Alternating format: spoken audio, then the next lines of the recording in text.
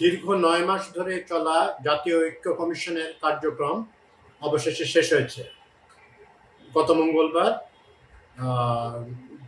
জাতীয় মানে জুলাই সনদটা কিভাবে বাস্তবায়িত হবে সেটার বিভিন্ন রকম বিকল্প রেখে একটা চূড়ান্ত প্রস্তাব সরকারের হাতে তুলে দিয়েছে এই জাতীয় ঐক্য কমিশন, এবং এই প্রক্রিয়ার মাধ্যমে তাদের কার্যক্রম শেষ হলো।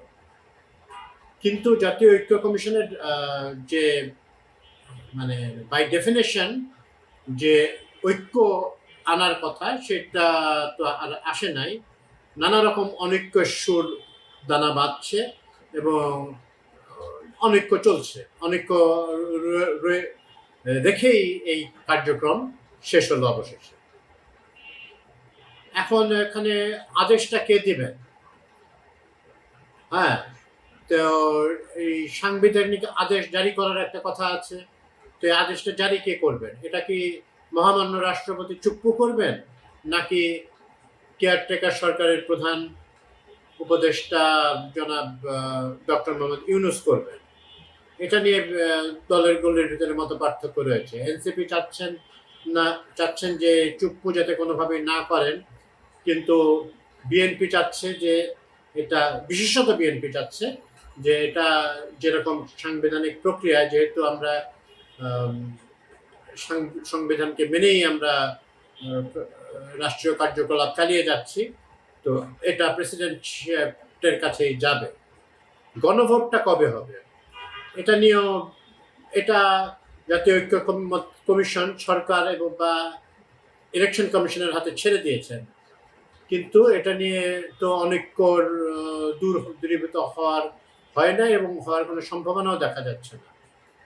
জামাতে ইসলামী যাকে আমরা এখন বলতে পারি যে দ্বিতীয় সর্ববৃহৎ রাজনৈতিক এন্টিটি আমাদের এখানে, ওনারা চাচ্ছেন যে গণভোটটা আগেই হয়ে যায়, এবং এনসিপিও তাদের সাথে এরকম কথাবার্তা বলছে।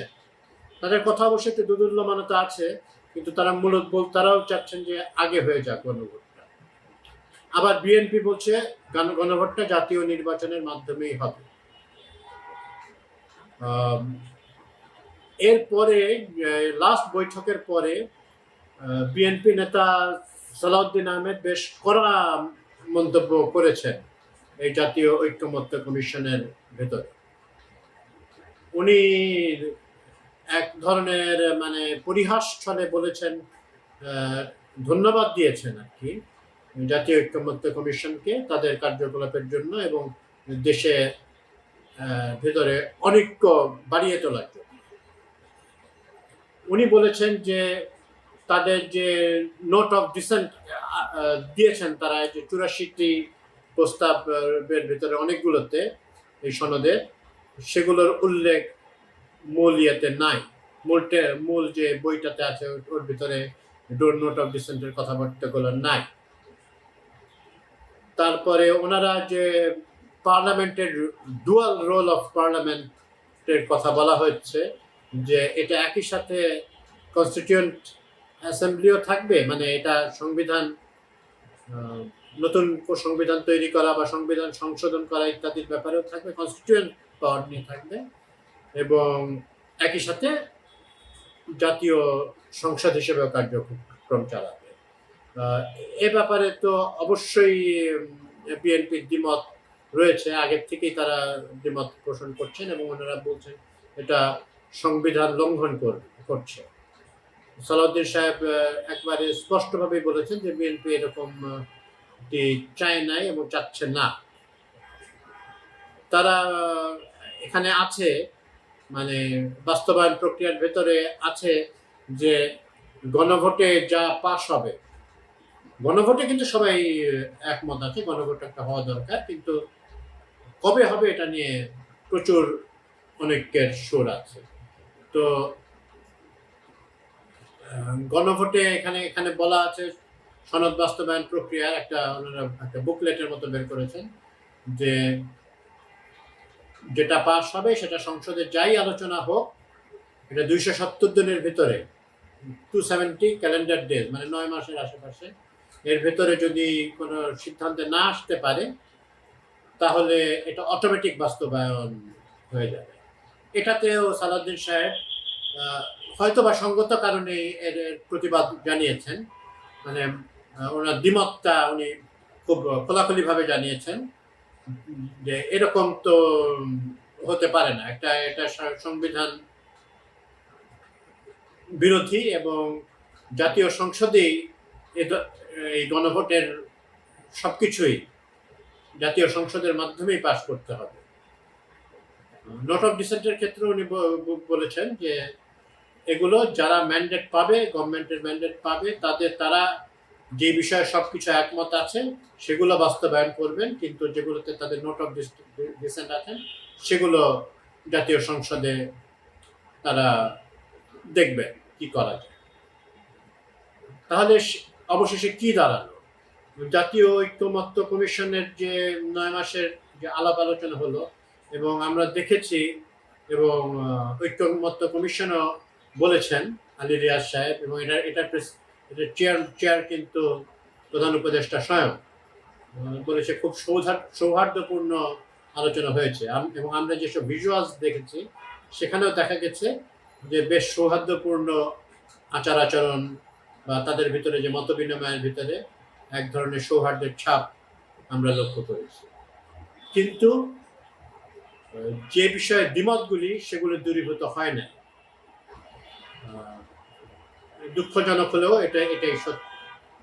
এটাও সত্য, বিএনপি যেহেতু সর্ববৃহৎ রাজনৈতিক দল, তাদের মতামতের ভ্যালু অনেক বেশি।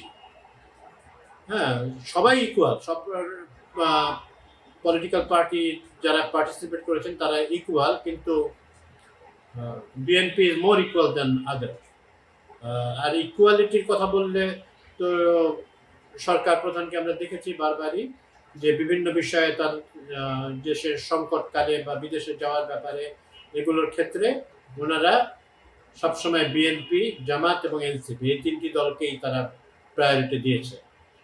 তো যে বাস্তবায়ন প্রক্রিয়া, আমরা সনদ বাস্তবায়ন প্রক্রিয়া যেটা দেখলাম, সেখানে দেখা গেল যে এনসিপির মতামতকে বেশি প্রাধান্য দেওয়া হচ্ছে। এটা মানে একেবারে সাদা চোখে এরকমটি বোঝা যাচ্ছে।